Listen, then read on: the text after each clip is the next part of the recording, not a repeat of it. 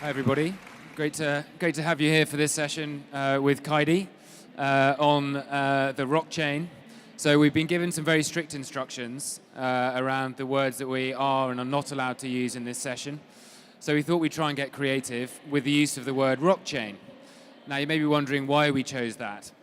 If you Google a Pacific island of Yap, which happens to be in Guam in the Pacific, you'll see some pictures of some local islanders who found a way of using rocks with great big holes in them as currency. So we see them really as an early pioneer for many of the principles around distributed trust, around the ability to use a decentralized framework to exchange value. In particular, pretty much everyone, there's about 100, 150 villages across these islands that use these rocks as currency. And pretty much everyone in those communities knows exactly who has made the different transactions. Now, there's some limits on scalability, but you can see how they saw a long time ago, centuries ago, that perhaps institutions weren't required in order to transact between different parties. So we'll come back to that hopefully a little bit as we go. But before we get to that, I'd like to introduce Kaidi as well from Funderbeam, CEO and founder of Funderbeam. And I think it merits just a quick read of her biog because she certainly ticks a lot of boxes in terms of the perspectives here. Kaidi's founder and CEO of Funderbeam, the global funding and trading platform of growth companies built on blockchain. Funderbeam combines 3 stages of investor journey into one: startup analytics, investing, and trading on the secondary market. Powered by blockchain technology, the marketplace delivers capital to growth companies and on-demand liquidity to investors worldwide. Member of Startup Europe Advisory Board at the European Commission, Kaidi is a former CEO of Nasdaq Tallinn Stock Exchange and of the Central Securities Depository. Co-founder of Estonian Service Industry Association, a lawyer by training, she co-authored the Estonian Digital Signatures Act of 2000, landmark legislation that enables the secure digital identities and, in turn, the country's booming electronic economy. Also a mother of 2. Kaidi, you've been keeping yourself busy. So the first question for you is, given the great success you've seen with Funderbeam back in Estonia, why Singapore? What was the decision behind coming to Singapore? Yeah, well, you've heard from the bio that what Funderbeam is doing, we are in a financial sector, and out of all industries in the whole universe, the financial sector is the most regulated sector. And we, as a company, need to operate in the most glowing or blooming regulatory environment, and Europe is actually very standardized. What the European regulation has done, they've taken the old business models and written it part of the regulation.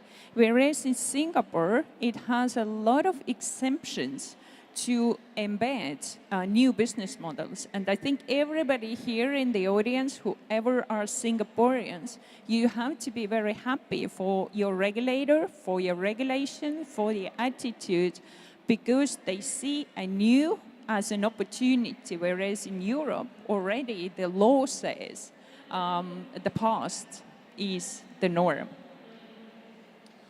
And it's been all of 4 weeks since you've landed in Singapore. Have you found it an easy discussion with the regulators so far? Well, with the regulators, it's never easy, you know. So you have to explain them, what are you doing, why are you doing, why are you coming here, why can they trust you? But other than that, I think Singaporean regulator knows what they want to do. They understand full power of the blockchain. They understand the implications of it. And this is the big differentiator of the regulator and the regulator. It's the attitude. And it's as I said before, whether the new is a threat or whether the new technology is an opportunity. So I see a lot that this part of the world sees new technologies as an opportunities. And I think we've seen, speaking as a lawyer myself, I think we've seen plenty of examples of regulators with much goodwill trying to find ways of lowering barriers in this space and finding ways of making the journey easier for companies coming out of Europe, coming from elsewhere in the world, in here, in particular recently with the global regulatory sandbox on the fintech side, and with, for example, Anna Wallace coming out of the FCA in the UK. We've seen it obviously coming from Estonia and Eastern Europe as well. I think what's interesting, as you've said, is this ability now for technology to, in some ways, to transcend the regulatory straitjackets that one sees in different jurisdictions.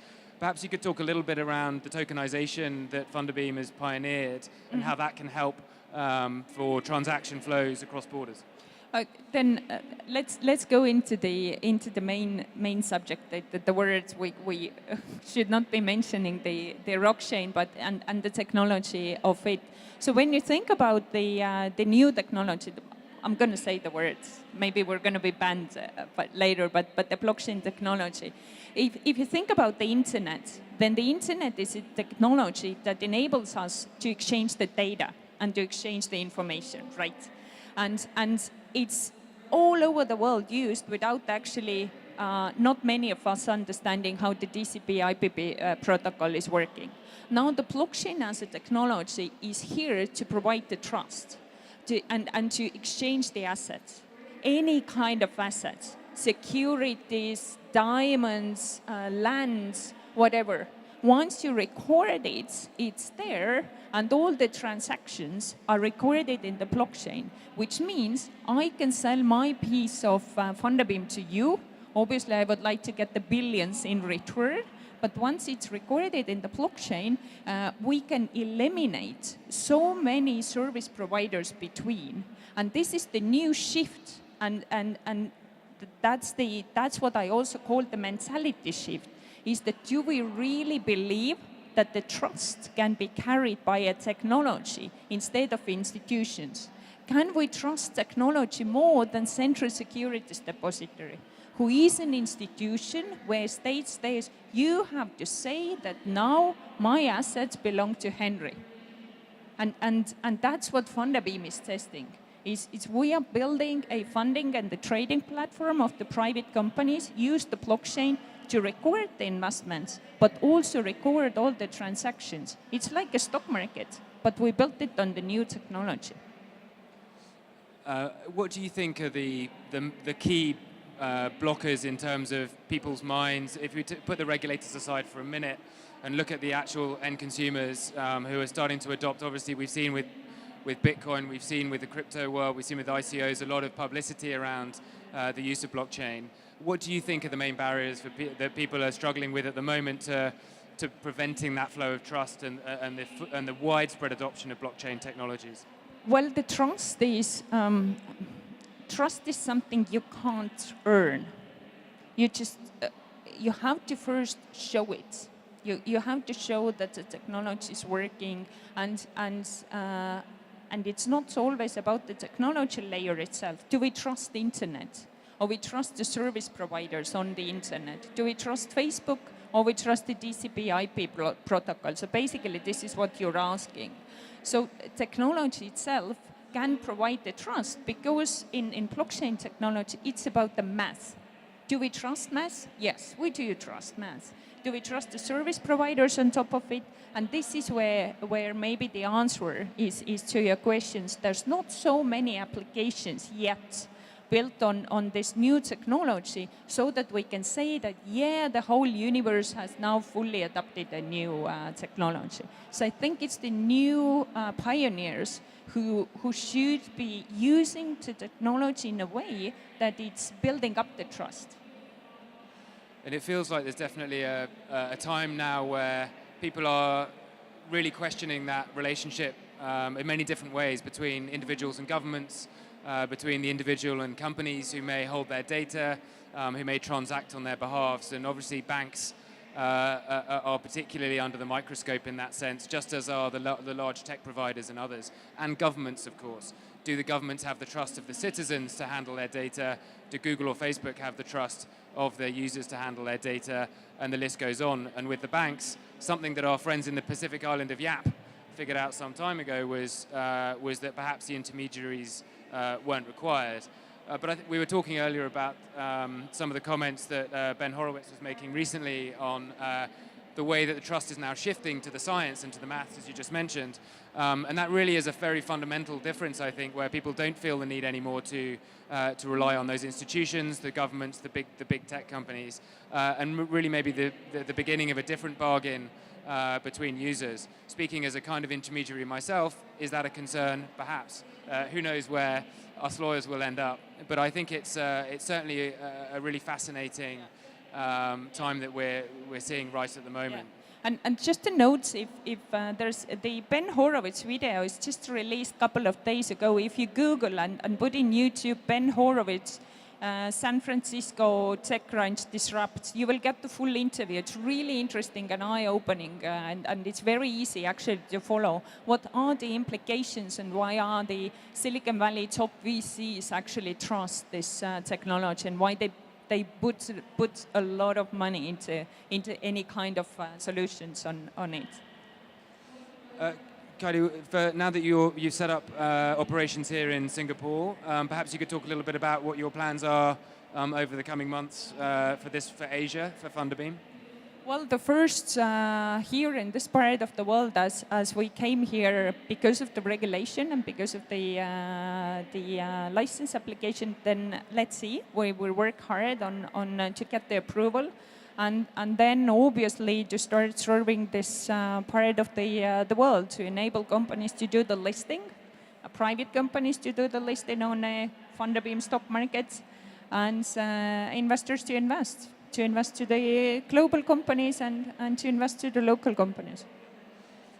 From my perspective, I think seeing the companies like Funderbeam coming to Singapore and really making a difference in the ecosystem here with a proven model, with the kind of founding team that you have is great to see, and I think it's symptomatic of all the efforts we've seen here in Singapore. There's still a lot of doubt, in terms of the different applications of blockchain, as we've said. There's some research that my colleagues have done at PwC that lists all of the reasons why people have concerns around blockchain adoption, regulatory uncertainty, lack of trust among users, ability to bring networks together, IP concerns. Of course, these are all valid questions, but as people get more used to adopting these technologies, hopefully those will come through. I'm certainly a firm believer in the underlying technologies and how that can help change things over time. Yes, absolutely. We've got a little bit of time just to squeeze in a question or two. A couple have come through. First one, thoughts on security, and have you experienced any incidents that you had to deal with Funderbeam? It's a wonderful, actually super wonderful question, because when we started to build the funding and the trading and the blockchain, then we asked, because I'm from Estonia, right? And Estonia was the first country on the whole world to experience the first cyber war and the cyber attacks. So we approached the guys who actually protected Estonia from the cyber attacks to go through our security of the system. And guess what they said? What is the weakest link? The weakest link is the customer. It has nothing to do with the technology. Most of the hackers won't hack the technology, but they would go and approach the weakest link, which is the customer. And first what we did, we let customers to take full responsibility of their own asset or the wallet. And what happened is that at least 10% of the customers lost access to the wallet.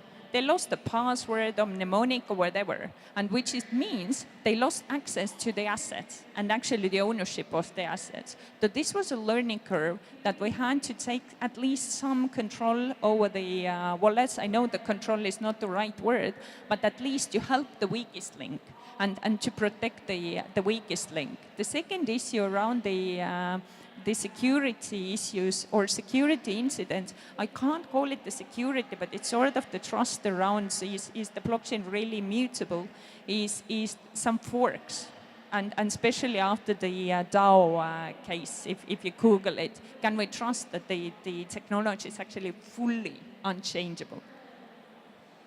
And I think there's also there are legacy issues for people around the use of passwords as well. We're seeing obviously some really interesting news. Cyber Week coming up next week here in Singapore. Some very interesting new means of avoiding the weak link, as you say, the human enablement of passwords, the storage of passwords on databases that can be hacked, the introduction of new, more sophisticated multi-factor authentication solutions, etc., that can help to counter some of these things. But I guess ultimately with all of these technologies, it's really just getting the tipping point of people coming on board and understanding both the technology and how it can make their lives easier and how they can help themselves be more secure in using that technology.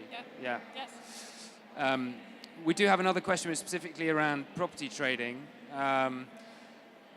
and taxation opportunities. Are governments able to accept those kind of arrangements? I don't know if, Kaidi, you've got any views on that? I don't know if the governments are, but again, the DAO case, the decentralized autonomous organization case, is a super interesting case because it's hacking the fundamentals we used to live.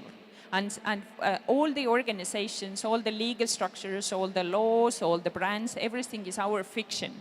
And what the decentralized autonomous organization is, it's just a bunch of people who made the rules together. Those rules are basically written in the code, and the code is regulating the organization. It has no state, it has no jurisdiction, it has no residency, it has nothing. And this is maybe what the blockchain is bringing to us, is that we also can live in a very borderless world without us having a just one citizenship or just one residency. And it actually goes back to the taxation and the opportunities. Also, the government needs to start adopting the new way of living. And as Estonia has introduced the e-residency, which is basically giving the e-identity to any kind of citizen in all around the world who can use the e-identity and start using Estonian e-services, which means that those people never visit Estonia, but they are still somehow residents of Estonia. And it was a really good question to the change in the mindset that the blockchain as a technology is bringing. So to close things out, thank you very much indeed, Kaidi. We're gradually closing the gap with our friends on the island of Yap. Do have a look at the article if you can, YAP. And they figured this out centuries ago. The rest of us are gradually catching up with them and realizing that perhaps we don't need the middlemen. Thanks again for listening, and thanks, Kaidi, again for a great chat. Appreciate it. Thanks.